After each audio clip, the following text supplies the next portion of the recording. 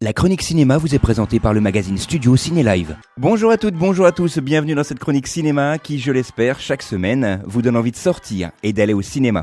Alors avant de vous parler des sorties ciné de la semaine, méfiez-vous, mercredi c'est le 11 novembre, donc exceptionnellement tous les films de cette semaine sortiront le mardi. Avant d'attaquer effectivement les sorties de la semaine, souvenez-vous, la coutume maintenant depuis la rentrée, c'est la citation tirée d'un film. La citation de la semaine dernière était la suivante: quand j'étais petit, je voulais être jockey. Mais comme je ne suis pas resté petit, alors je ne suis pas devenu jockey. De quel film s'agissait-il ? C'est un film français, encore une fois, comme on le sélectionne souvent sur RCF. Eh bien, c'était Quentin, interprété par Jean Reno dans le film Tais-toi. Et c'était lui donc qui prononçait cette phrase dans ce film. Alors, rendez-vous en fin de chronique pour citation de la semaine. Alors, les sorties de la semaine, incontournables, c'est le fameux James Bond. Je pense que vous le savez qu'il est sorti, on en a assez entendu parler, mais on y reviendra quand même, non pas sur l'histoire puisque l'histoire vous la connaissez, mais on reviendra simplement sur quelques petites anecdotes sur le tournage de ce film.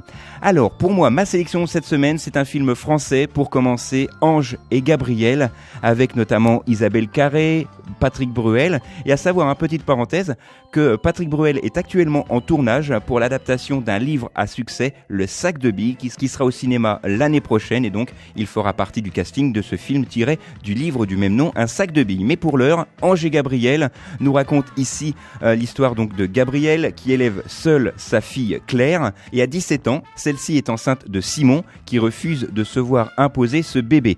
Gabrielle prend les choses en main et décide de demander de l'aide à son père Simon.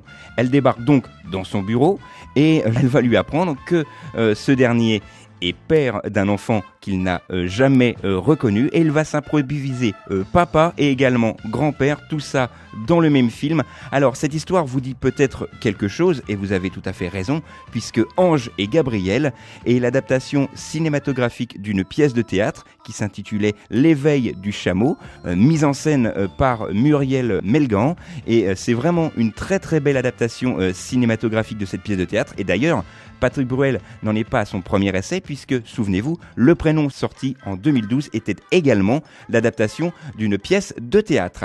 Alors, deuxième sélection pour moi cette semaine, cette fois-ci c'est un documentaire, ça s'intitule Au royaume des singes, avec Claire Kem. Alors Claire Kem bien évidemment ne joue pas dans le film, mais ça sera la narratrice de ce documentaire. Les réalisateurs de Chimpanzé nous entraînent cette fois dans la jungle profonde d'Asie du Sud-Est, au cœur de la forêt humide primaire du Sri Lanka plus précisément, où vivent les macaques Atok.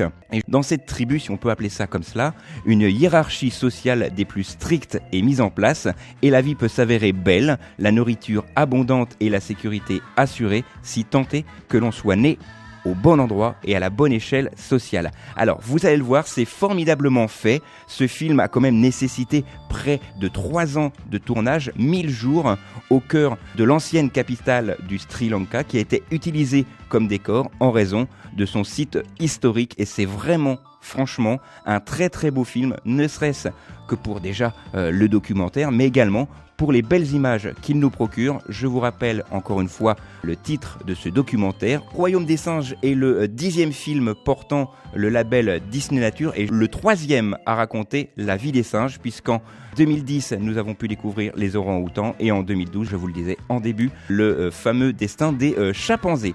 Voilà, alors comme je vous le disais, vous en avez entendu parler, il s'agit du film Spectre, réalisé par Sam Mendes. C'est le tout nouveau James Bond qui sortira donc mardi, avec Daniel Craig et Léa Seydoux et également Monica Bellucci. Alors vous savez, on va beaucoup revenir sur le passé de James Bond dans ce film, mais pour la petite info, il faut savoir que par rapport à cela, le budget est estimé pour ce film entre 300 et 350 millions de dollars. Spectre est le James Bond le plus cher de la franchise, le record étant détenu pour Quantum of Solace, qui était très boudé par les fans de James Bond, et celui-ci avait coûté environ 250 millions de dollars.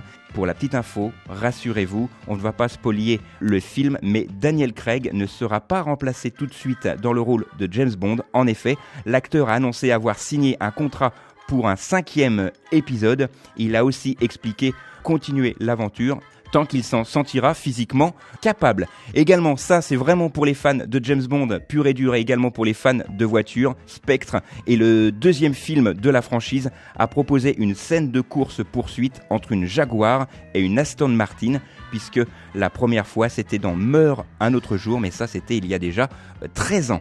Il me reste quelques secondes pour vous parler d'un dernier film, Les Anarchistes. Alors c'est un film français, ça se passe à Paris dans les années 1900, où un brigadier, pauvre et orphelin, est choisi pour infiltrer un groupe d'anarchistes. Pour lui, c'est l'occasion de monter en grade, mais il est obligé de composer sans relâche et essayer comme ça de faire l'amalgame entre l'amitié qu'il va se créer par rapport à ce groupe, mais également l'aspect politique. Le groupe est vraiment soudé, les sentiments sont de plus en plus profonds, vous allez le voir. C'est vraiment un formidable film et comme diraient mes collègues de Télérama, le film est une belle idée, mêler la violence et aux sentiments amoureux et de l'amitié et celle de l'idéal politique est vraiment bien dosée. Le cinéaste traite d'égal à égal chacun des personnages. Guillaume Gouix et également Tara Rahim, qui a un très grand rôle dans ce film, sont formidables de fébrilité. On ressort de ce film vraiment le cœur différent et l'esprit différent. On n'a pas envie de mettre le feu à la banque du coin, quoique, mais plutôt envie d'aimer passionnément quelqu'un à la vie, à la mort. Ce film, c'est mon coup de cœur de la semaine. Ça s'intitule Les Anarchistes. C'est sorti cette semaine. Alors, comme promis, voici la citation de la semaine. La citation donc est la suivante. Pourquoi tu ne veux pas que je danse ? Regarde-moi. Qu'est-ce que j'ai moins que les autres ? Tu n'as rien de moins que les autres. Tu as quelque chose en plus. Tu sais faire la cuisine. Quel est ce film ? C'est un film français encore une fois, c'est une trilogie. Il y a eu un film américain qui était vraiment un désastre, mais c'est un film français qui était également tiré d'une pièce de théâtre. Et le petit indice de cette semaine, cette pièce de théâtre n'a jamais été filmée.